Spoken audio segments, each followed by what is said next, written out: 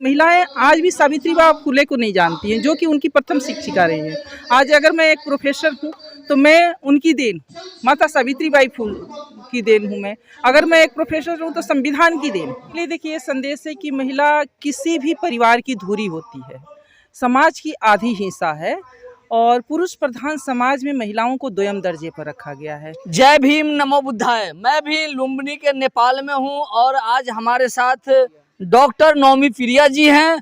मैं इनका तथागत बुद्ध के जीवन चर्चा पर सुना तो दिल किया कि मैं इनका जो कुछ जागृति है खासतौर कर महिलाओं के ऊपर, महिलाओं के लेकर, उसके बारे में थोड़ा जानने का प्रयास करेंगे। बहुत बहुत स्वागत है। थैंक यू कि आपने मेरे विचारों से इतना हुए और मेरे विचार को सुनना चाहे। तो थोड़ा सा जानना चाहेंगे कि आप कहाँ से बिलोंग करते हैं और अभी आप नेपाल में आए हैं। मैं बाई बर्थ में बिहार की रहने वाली हूँ। बिहार की बुद्ध जहाँ ज्ञान की प्राप्ति किए थे वहीं की मेरी शिक्षा दीक्षा है और वहाँ से मैं जुड़ी रही हूँ।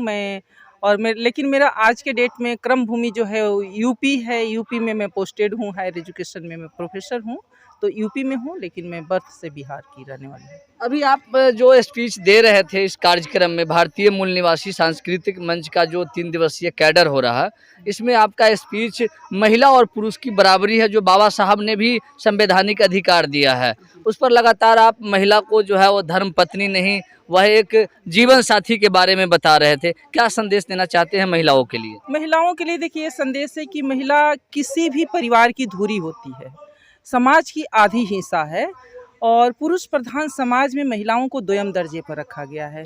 तो अगर हम किसी भी आबादी की आधी आबादी को इग्नोर करके, उसको पीछे छोड़ के हम कोई क्रांति या कोई आज़ादी या कोई विकास नहीं कर सकते हैं। अगर हमें कोई क्रांति लानी है या हमें विकास करना है, सही अर्थों में मैं कहूँ कि अगर हम चाहते हैं कि हम प्रगति करें, हम समर्थ हों, संपन्न हों, तो हमें अपनी महिलाओं को, हमारा जो काम है वो चूल्हे चौके तक है।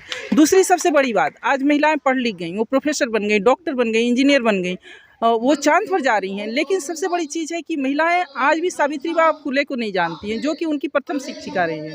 आज अगर मैं एक प्रोफेसर हूँ तो मैं उनकी देन, माता सावित्रीबाई फुले की देन हूँ। मैं अगर मैं एक प्रोफेसर हूँ तो संविधान की देन।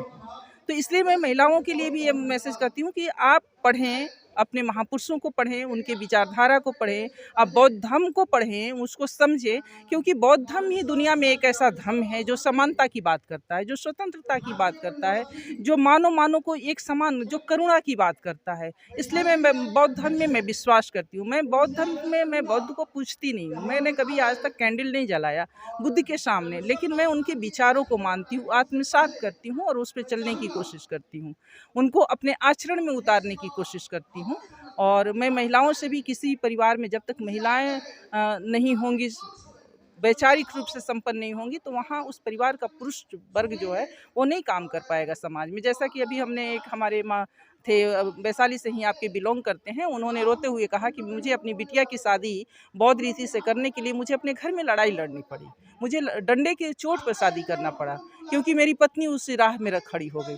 तो ये नौबत जब क्यों आती है? इसलिए आती है कि हमने अपने घर की महिलाओं को प्रशिक्षित नहीं किया, उनको अपने जो महापुरुषों के विचार से अवगत नहीं कराया, हम ऐसे प्रशिक्षण शिविरों में उनको लेके नहीं गए। तो वो जो मनुवादी व्यवस्था है, जो हमें गुलाम बनाए हुए है, हमारी महिलाएं वहीं अटकी हुई हैं, वहीं पर हैं, वो पूजा करती हैं। दूसरी चीज़ क्या है कि हमारी जो पीछे की जनरेशन है, जो जनरेशन अपनी माँ के गोद में आंचल में पल रहा है, वो जब अपनी माँ को पूजा करते हुए देखता है, अपनी माँ को व्रत करते हुए देखता है, माँ को मंदिर जाते हुए देखता है और पिता को देखता है कि पिता हमारे विरोध कर रहे हैं, तो बच्चा द्वंद्व में फंस जाता है, हमारे पिता सही हैं या हमारी माँ सही है। इसलिए अगर वास्तव में आप चाहते हैं कि वैचारिक परिवर्तन आए, हम अपने मूल संस्कृति की ओर लौटे, हम अपने मूल संस्कृति को स्वीकार करें, उसे आत्मसात करें, तो हमें अपने साथ अपनी महिलाओं को भी लेकर चलना होगा। थोड़ा सा मैं रोकना चाहूँगा। मेरा कहना है कि बाबा साहब ने 1927 में मनुस्मृति जलाया था और बाबा साहब ने खास तौर पर महिलाओं के लिए ही हिंदू कोड बिल लाया था, जिस हिंदू कोड बिल के माध्यम से महिला आज डॉक्टर, इंजीनियर, प्रोफेसर, मंत्री, मिनिस्टर सब कुछ बन रही है।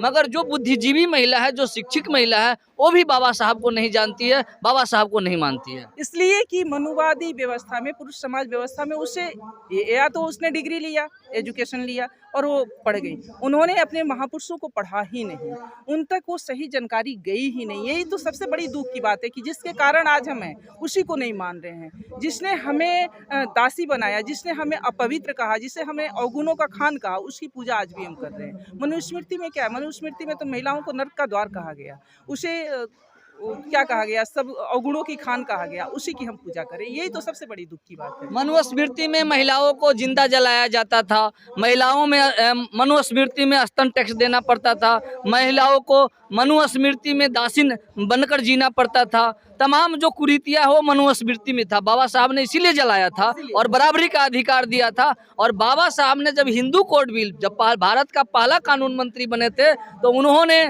जब सदन में आवाज उठाया कि महिला इस देश की आधी आबादी है, उनके लिए मुझे हिंदू कोड बिल लागू करके महिलाओं को बराबर का अधिकार देना पड़ेगा। इसलिए बाबा साहब ने कानून मंत्री से भी इस्तीफा देने के लिए तैयार हो गए थे। ये भारत का क्या कहा जाए, यही है चारित्रिक कहा जाए कि जो लोग आज जो महिलाओं के लिए आरक्षण की बात कर रहे हैं, उस समय जब बाबा साहब हिंदू कोड बिल लाए तो उस मंत्रिमंडल में वो पास नहीं करा पाए और उनको मंत्रिमंडल से इस्तीफा देना पड़ा। लेकिन आज सबसे बड़ी खेद तो ये है कि हमारे समाज की भी जो महिलाएं हैं, जिसके लिए बाबा साहब ने ये सब लाए बराबरी के लिए, वो भी बाबा साहब को नहीं जान रही है, माता सावित्रीबाई फुले को नहीं जान रही है। ये सबसे बड़ा खेद की विषय है। और हमारे समाज के, हमारे जैसे लोगों की जिम्मेदारी, आपके जैसे लोगों की जिम्मेदारी बढ़ जाती है कि हम सावित्रीबाई फुले के विचारों से या बाबा साहब के विचारों से उन महिलाओं को अवगत कराएं और उनको सच्चाई बताएं कि आज जो आपकी इतनी अच्छी स्थिति है, जो अच्छी स्थिति में है या मान सम्मान के साथ जो जी रही हैं, वो बाबा साहब की देन है, वो सावित्रीबाई फुले की देन है। डॉक्टर, इंजीनियर, प्रोफेसर जो है वो किसी मनुवादी व्यवस्था की देन नहीं है, क्योंकि उसने तो आपको जो कहा और जिस स्थिति में रखा, उसने तो ये कहा था कि महिलाएं एक लत्तर की समान है, जो बचपन में पिता के संरक्षण में, जवानी में पति के संरक्षण में, बुढ़ापा में बेटे के संरक्षण के बिना उसका कोई अस्तित्व ही नहीं है। लेकिन आज भी वो ढो रही हैं, बहुत खेद की बात है। क्या कहना चाहेंगे महिलाओं के लिए? क्या महिला में परिवर्तन हो सकता है? बिल्कुल हो सकता है। महिलाएं बहुत सशक्त हैं। महिलाएं अगर एक बार ठान ले, अगर महिलाओं को अपनी गुलामी का एहसास हो जाए, महिलाएं अगर एक बार ठान ले कि मुझे इससे निकलना है, तो बहुत आसानी से निकल ही नहीं सकती, पूरे परिवार को निकाल सकती है, अपने पूरे कुनबे को निकाल सकती है। ज़रूरत इस बात की है कि महिलाओं को सही तरीके से समझाया जाए। महिलाएं जो है वो खास तौर कर महिलाओं के आगे लगातार दीवार पर दीवार घेरे जा रहे हैं। इससे पहले शिव चर्चा नहीं होया करता था, खास तौर कर महिलाएं आज शिव चर्चा में जा रही है। महिलाएं अज्ञानता की शिकार हैं, उनको उस पर्दे से निकालना पड़ेगा। इसके लिए पुरुष समाज को काम करना पड़ेगा। पुरुष समाज इसके लिए दोषी है। पुरुष समाज इसलिए दोषी है कि पुरुष प्रधान समाज में महिलाओं को कभी वो घर से अपने साथ हो कहीं इस तरह के कार्यक्रमों में लेके नहीं गए। अगर गए होते तो आज ये समस्या नहीं होती। Thank you so much. अभी ये श्रीलंका के गेस्ट रूम है और जी, तो आपने सुना ये तमाम जो महिलाएं हैं वो अंधविश्वास और पाखंड में क्यों हैं। वो सबसे बड़ा वजह उनका परिवार के पुरुष हैं। अगर पुरुष अपने महिला को अभिव्यक्ति की आज़ादी महसूस करे, पुरुष अपने महिला को बराबरी का अधिकार देना शुरू करे, पुरुष अपने महिला को संवैधानिक अधिकार देना शुरू करे, तथागत बुद्ध से लेकर सावित्रीबाई फुले तक की जानकारी देना शुरू करे, तो महिला बिल्कुल सशक्त होगी, कर्मठ होगी और अपने आप की परिवार को एक सशक्त परिवार, एक अच्छा परिवार, एक बेहद परिवार, एक बुद्धिजीवी परिवार बनाने में सहयोग मिलेगा। तो आपकी क्या राय है? आप अपनी राय, आप अपनी विचार, आप अपनी प्रतिक्रिया कमेंट बॉक्स में जाकर कमेंट करेंगे, फेसबुक पेज पे फॉलो करेंगे। अगर चैनल को सब्सक्राइब नहीं किए हैं तो सब्सक्राइब और लाइक करेंगे। जय भारत, जय संविधान, जय विज्ञान, जय भीम।